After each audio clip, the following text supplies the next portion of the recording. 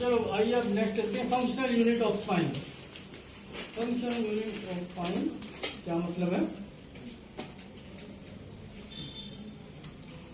Motion segment. Functional unit क्या हो गया? One motion segment. इससे बनेगा two vertebra with intervertebral disc and connecting ligaments। तो वन मोशन सेगमेंट इज कोई भी आप वर्टिब्रा ले लीजिए, ये ले लीजिए, ये ले लीजिए, ये ले लीजिए, कोई भी दो वर्टिब्रा, उसके साथ एक डिस्क, उसके कनेक्टिंग लिगामेंट्स, और इन दो वर्टिब्रा को देखिए, बाकी सबको छोड़ दीजिए। इन दो वर्टिब्रा में facet joint, yes sir. Ligament तो इसमें है नहीं, लिगामेंट दिखेंगे नहीं, फेसेट जॉइंट है, ठीक है। तो फेसेट जॉइंट क्या होता है? ये जो आपका वर्टिब्रा है, इसमें जो जॉइंट बन रहा है, इसमें ठीक दिख रहा है, ये जो है ये फेसेट जॉइंट, ठीक है। ये जो ये जॉइंट है, ये फेसेट जॉइंट।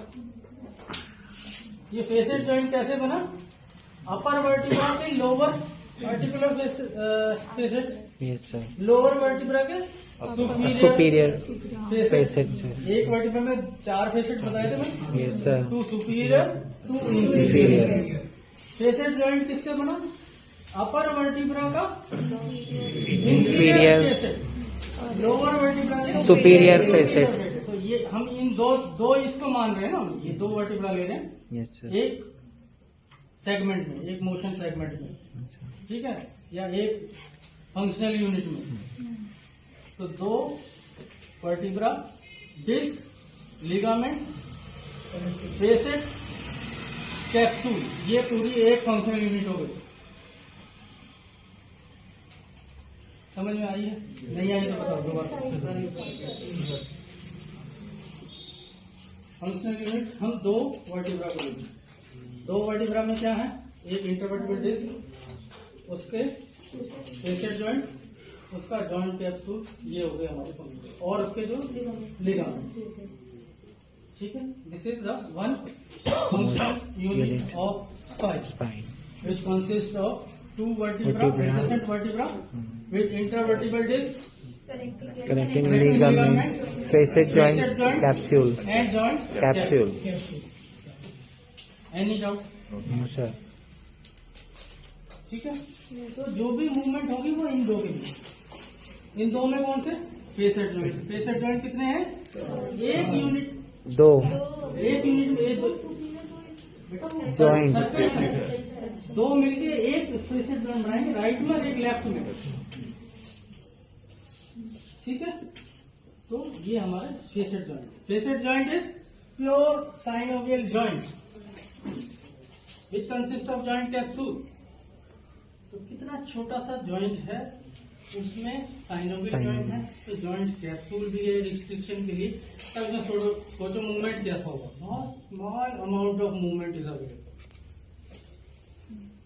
ठीक है। तो जो भी हमारा स्पाइन में मूवमेंट होता है, ये एक मोशन सेगमेंट या एक फंक्शनल यूनिट में नहीं हो रहा है, इसमें बिल्कुल माइन्यूट होगा। तो टोटल सबका कंबाइंड मिला के मूवमेंट होता है, ठीक है। कपलिंग मोशन इसको बोलते हैं, कंबाइंड मूवमेंट। अब बेसिक मूवमेंट हमने कौन कौन सी पढ़ी? Flexion, extension, right side bending, left side bending, right rotation, left rotation. ये पूरी स्पाइन कंबाइंड होकर करती है। पर मोशन का हो रहा है एक सारे जो भी बता 2 एडजस्टेंट वर्टिब्रा, सबके मिलके ये सारे मूवमेंट कंप्लीट, ठीक है। तो एक फंक्शनल यूनिट में 2 एडजस्टेंट वर्टिब्रा में कितना स्मॉल मूवमेंट होगा, ये आप इमेजिन।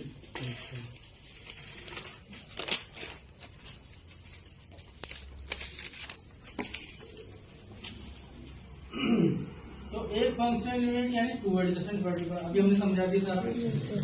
और उसके अंदर कौन कौन सी मूवमेंट अवेलेबल होंगी वो। तो there are 6 type of movement available.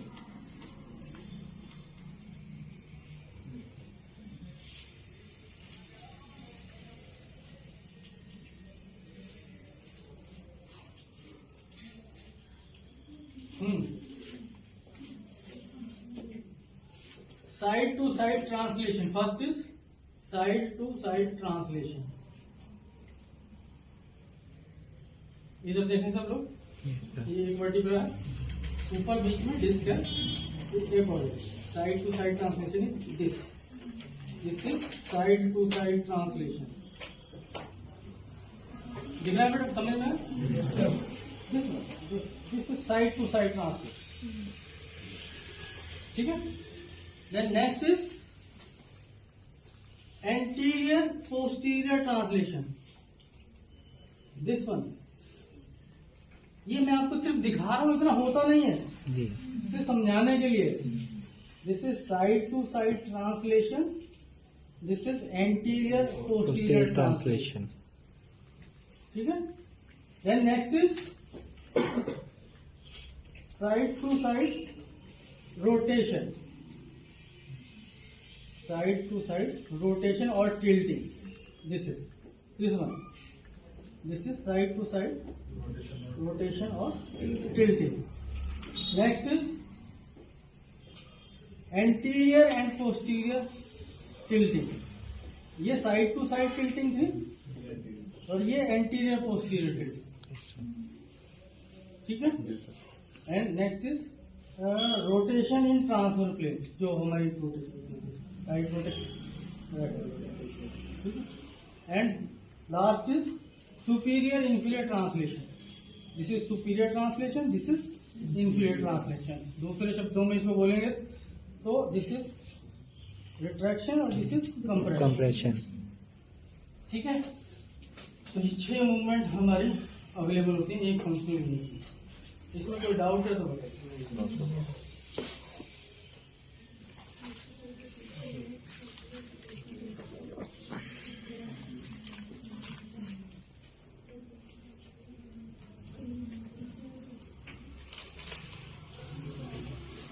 ठीक है. सर आपने साइड टू साइड रोटेशन मतलब टिल्टिंग बताया. डॉक्टर आपने ऐसे बोला ना, साइड टू साइड मतलब ऐसे, अगर मतलब रोटेशन और टिल्टिंग टू डिफरेंट थिंग्स ना. ये टिल्टिंग है, ये टिल्टिंग है पर रोटेशन ये रोटेशन है. और आपने बोला side to side rotation. Rotation और टिल्टिंग और tilting same thing. This is side to side rotation और टिल्टिंग सेम थिंग. तो सेम थिंग कैसे हो सकता है? Tilting is different and rotation. बेटा रोटेशन किसी बुक में इसलिए लिखा गया, बताया है आपको, किसी बुक में आपको टिल्टिंग नहीं मिलेगा, रोटेशन मिलेगा. Side to side rotation, confuse ना हो. साइड टू साइड टिल्टिंग और रोटेशन कहीं पे ऐसा लिखा मिलेगा. फिर आप सोचेंगे साइड टू साइड रोटेशन क्या होता है. समझ में? असली रोटेशन तो यही है. ठीक है. This is a difference of terminology, nothing else. ठीक, क्लियर है. Come to the cervical spine.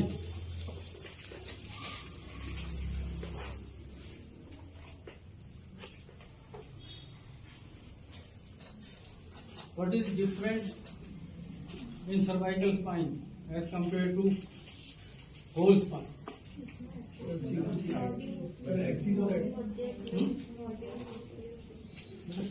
बात करें. सर्वाइकल और नंबर से एनलार्जमेंट होती है. C4 से सर इसका स्ट्रक्चर जो है ना एटलस, और इसका स्ट्रक्चर जो है सर वो C1 का तो बिल्कुल डिफरेंट होता है, C2 का भी. इसमें डांस नाम का एक प्रोमिनेंट ये बेटा हमारे जो 12th क्लास के जो बच्चे होंगे ना वो सब बताएंगे ये सब बातें जो आप बता रहे हैं. इसमें डांस होता है, एटलस होता है, ये होता है, वो बड़ी होती है, ये छोटी होती है, सबको पता है. As compare to whole spine, what is the different thing in cervical spine? Highly mobility लाते हैं.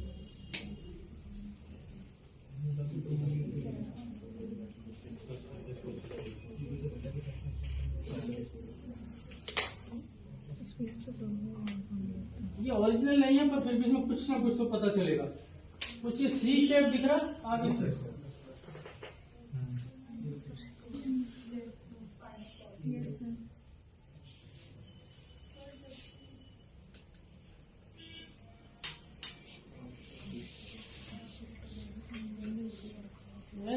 the cervical spine in anterior view.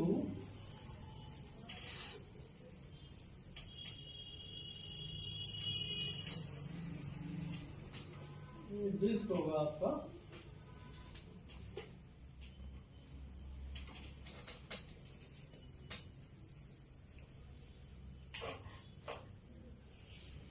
ऐसा ये दिखाई दे रहा बेटा, ये सी शेप, ये डिस्क हो जाएगा और ये दूसरा सर्वाइकल स्पाइन होगा। तो ये सी शेप आपको स्ट्रक्चर दिखाई दे रहा है एंटीरियर साइड में, जो एंटीरियर पोर्शन में देखते हैं। तो ये देखिएगा,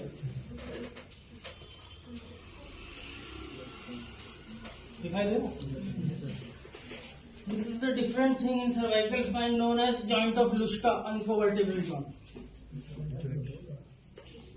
This is known as uncovertebral joint, also known as joint of Luschka.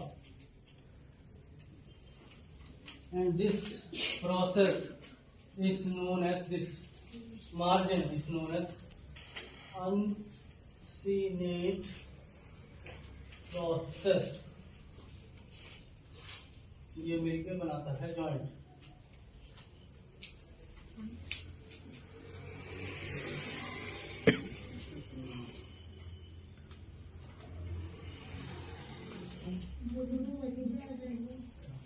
हाँ बेटा, हाँ जो दो पोल्ट्री क्लास है वो नीचे अनसेट प्रोसेस और अपर वाली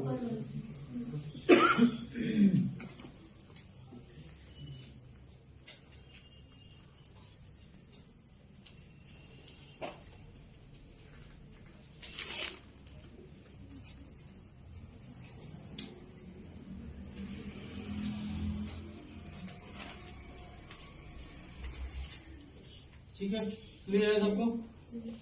आगे बढ़े। और क्या डिफरेंट है cervical spine?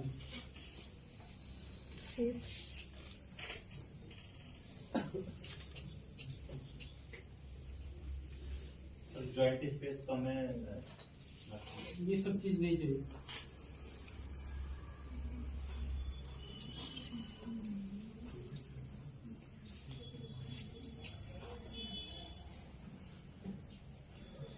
From C6 to C1, there is one special foramen in transfer process of cervical spine from C6 to C1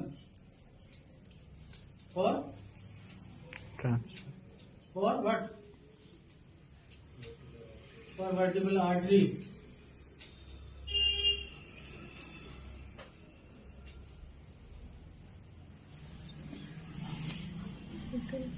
रफली अगर देखा जाए तो हम समझे ये C6 है, यहाँ से जो ट्रांसफर प्रोसेस है उसमें आपका इसमें दिखाई भी दिखा रखा है बेटा, तो रेड वाला ये देखो, रेड वाला जो है ये वर्टिकल आर्टरी, ठीक है, ये ऊपर जा रहा है, ऊपर जाके दोनों मिलकर बेसिलर आर्टरी, फिर आगे सर्कल ऑफ विलिस में जाते हैं। तो इसका क्या सिग्निफिकेंस है? ये जो वर्टिकल आर्टरी है, इसका सिग्निफिकेंस है कि वर्टिब्रल आर्टरी कॉम्प्रोमाइज हो जाती है आपका वर्टाइगो में, ठीक है। तो जो हम आपका सर्वाइकल स्पाइन में जो टेस्ट करते हैं, तो आपका एक्सटेंशन, रोटेशन, ये जो टेस्ट करते हैं, इसमें पेशेंट को dizziness, vomiting like feeling, unconsciousness, diplopia etcetera symptom present होते हैं। तो ये नहीं करना, क्योंकि जब भी आप एक्सटेंशन और रोटेशन करेंगे तो वर्टिब्रल आर्टरी कॉम्प्रोमाइज, ठीक है। और जैसे ही ब्लड फ्लो ऑक्लूड होगा, एम्पर्ड होगा, ये सिम्टम ऊपर, तभी आता है सिम्टम डिप्लोपिया, डिजीनेस, तो ये cervical spine is a very sensitive part.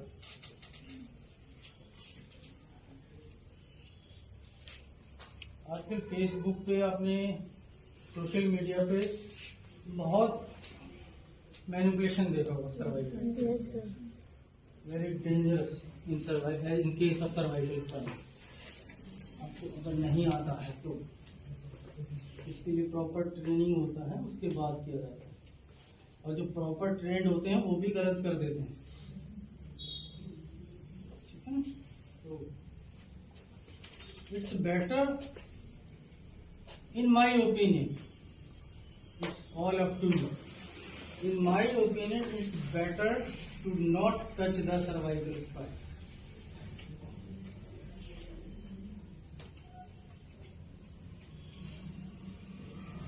You can mobilize soft tissue structures, any modalities or any other technique, but avoid to manipulate. It's very, very dangerous. Next, come to the thoracic spine.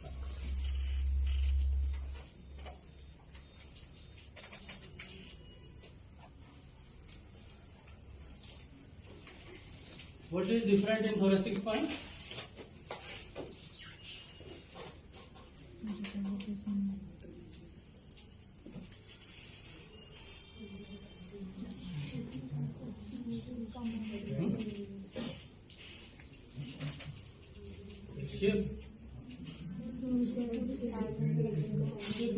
बेटा सबको बता दे, अंदर भी टटोल के बता देगा cervical spine छोटा है, थोरेसिक उससे बड़ा है, लगभग। डिफरेंशिएशन पूछा गया है, डिफरेंशिएशन का मतलब जैसे अभी हमने दो चीज बताई थी सर्वाइकल, इसमें डिफरेंट क्या है कि थोरेसिक स्पाइन में रिब केज अटैच होता है, ठीक है ना। तो रिब केज अटैच होगा तो थोरेसिक स्पाइन की मूवमेंट डिपेंड करेंगे रिब केज के ऊपर। हमारा वो बड़ा वाला मॉडल नहीं है कि अदरवाइज थोरेसिक स्पाइन से पीछे से आगे रिब्स आती हैं, आगे स्टर्नम वही अटैच होता है ना, ठीक है। तो जो थोरेसिक स्पाइन पे जब रिब्स यानी कि बेसिकली रिब्स अटैच हो रही हैं, तो रिब्स की अटैचमेंट भी तो होगी ना। Yes sir. तो रिब्स की अटैचमेंट कहाँ पे होती है? दो जगह होती है, ट्रांसफर प्रोसेस पे भी और वर्टिबल बॉडी। तो जो वर्टिबल बॉडी होगी वो कोस्टो वर्टिबल जॉइंट, और जो ट्रांसफर प्रोसेस पे होगी वो costo transverse joint.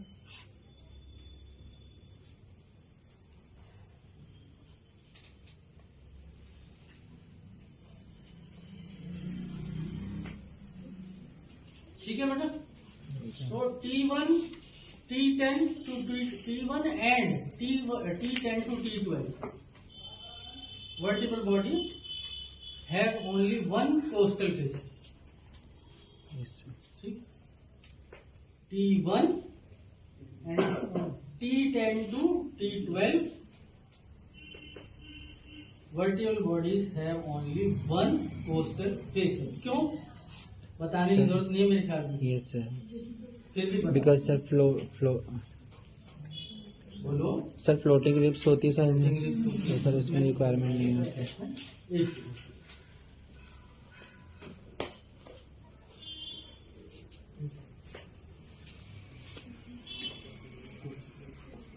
Thoracic spine में आप देखेंगे तो एक और डिफरेंशिएशन है, तो इनका जो स्पाइनस प्रोसेस है वो डाउनवर्ड डाउनवर्ड होता है सर।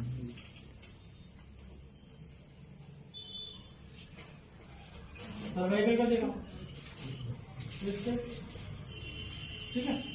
और इस पर जो स्पाइनस प्रोसेस है वो बाइफरकेट होता है। थोरेसिक का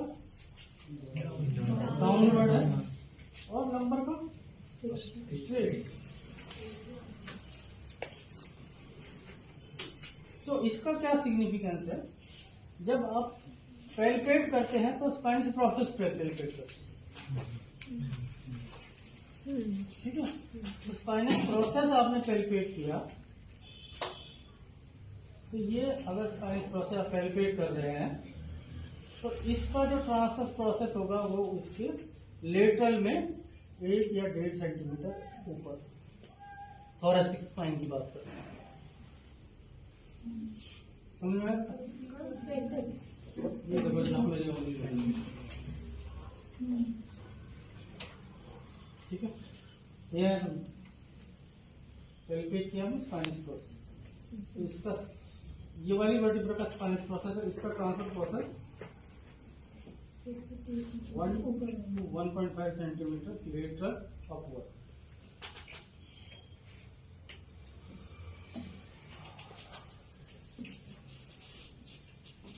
इसमें कोई डाउट?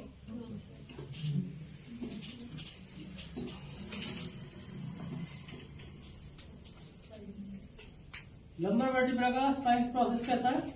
स्ट्रेट। उसका कैसा? Pointed downward. उसका broad, bifurcated, short lumbar. Cervical का शॉर्ट बाइफरकेटेड।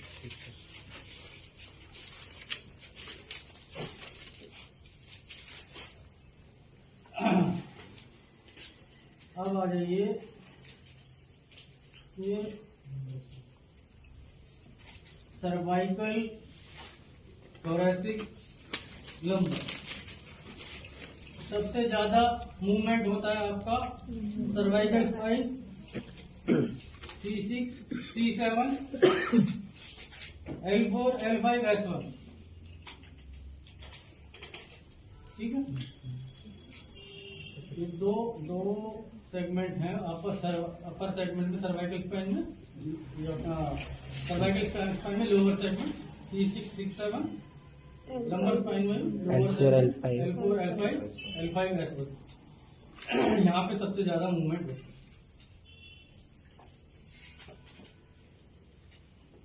तो सबसे ज्यादा मूवमेंट जहां होगा वहां पे ही सबसे ज्यादा डीजे। इसीलिए आप देखेंगे इन ऑलमोस्ट 60 to 70% केसेस, ज्यादा होगा पर मैं कम बता रहा हूं, in cervical and lumbar spine these segments are involve.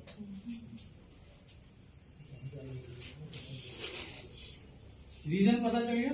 Yes sir. क्यों होता है? सबसे ज्यादा मूवमेंट यहाँ पे होती है और सबसे ज्यादा weight bearing, load bearing point भी यही है। सर्वाइकल स्पाइन में हेड का आएगा C6, C7। अब पूरी बॉडी का head, neck, upper limb, thorax, L4, L5, abdomen, ये सब कहाँ पे गया? L5, L4, L5, ठीक है। तो सबसे ज्यादा मूवमेंट यहाँ पे, सबसे ज्यादा लोड यहाँ पे, जो ज्यादा मूव करेगा, जहाँ पे लोड ज्यादा होगा, सबसे ज्यादा डीजनरेशन भी वहीं होगा। वहीं होगा। क्लियर? Yes sir. और नर्व रूट कंप्रेशन जो होता है वो भी यहीं पे ज्यादा होता है। बताए डीजनरेशन। Yes sir. डीजनरेशन होगा तो कॉम्प्रोमाइज होगा आपका इंटरवर्टिबल फोरामेन, वहां पे ऑस्टियोफाइट डेवलप होंगे, ऑस्टियोफाइट डेवलप होंगे तो वो नर्व रूट को कंप्रेस करेंगे। कभी एक क्लास में लास्ट में मैंने शायद आपको ये बताया था, इंटरवर्टिबल फोरामेन के बारे में कुछ बताया था, याद है किसी को? बताया तो सर आपने। बताया था? बताया था सर। एक बताया था मैंने कि एक बड़ी इंपॉर्टेंट चीज है। नहीं बताया? नहीं याद? बताया तो था सर आपने। तो मैंने एक चीज, एक बड़ी इंपॉर्टेंट चीज आपको बताई थी कि in spinal flexion the volume of the spinal canal and diameter of intervertebral foramen is increasing, yes sir बताया था। and in extension volume of the spinal canal and diameter of intervertebral foramen is decreasing. decreasing। Yes sir. बताया था? याद आया? Yes sir, yes sir. तो इसका क्या significance है? इसका सिग्निफिकेंस ये था बेटा, जब भी आपका कोई नर्व और कॉर्ड का इश्यू आएगा तो पेशेंट जो है उसका मोस्ट कंफर्टेबल पोजीशन होगा वो फ्लेक्शन। फ्लेक्शन।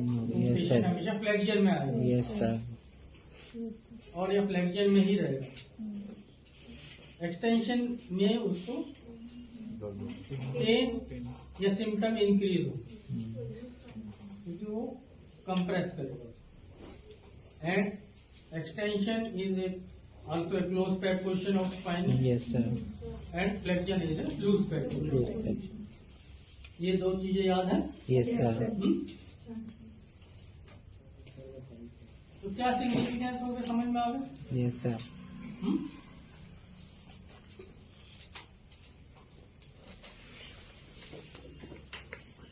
सेक्रम के बारे में ज्यादा नहीं पढ़ेंगे, थोड़ा सा पढ़ेंगे। सेक्रम क्या है, लास्ट में ट्राइंगुलर बोन है, इन्वर्टेड ट्राइंगुलर शेप होता है, ठीक है। आपका जो सेगमेंट जो है L5 का जो लोड सारा सेक्रम के ऊपर जाता है। सेक्रम से पेल्विस के थ्रू फीमर के थ्रू लोअर लिम्ब में ट्रांसमिट हो जाता है। तो सेक्रम जो है वो प्रोवाइड करता है आपको सपोर्ट with the ligaments और जो लंबर कर्व है, इसमें कर्व नहीं है, जो नॉर्मल जो लंबर कर्व होता है उसमें सेक्रम का जो होता है टिल्ट होता है, सेक्रम टिल्ट बोलते हैं। It is 40 to 45 degree. जब मैं आपको PIVD पढ़ाऊंगा जब सेक्रल टिल्ट का सिग्निफिकेंस आपको बताऊं अभी, ठीक है। तो लंबर जो स्पाइन है वो ऐसे लॉर्डोटिक कर्व होगा, हैवी सर। ऐसे लॉर्डोटिक कर्व होगा। तो ये सेक्रम है। अब Yes, sir. इसको देखिए आप साइड व्यू में ऐसे होता है, ठीक है। तो जो ये टिल्ट है ना, ये एंगल, ये होता है सेक्रल टिल्ट। तो इट इज नेचुरली डाउनवर्ड।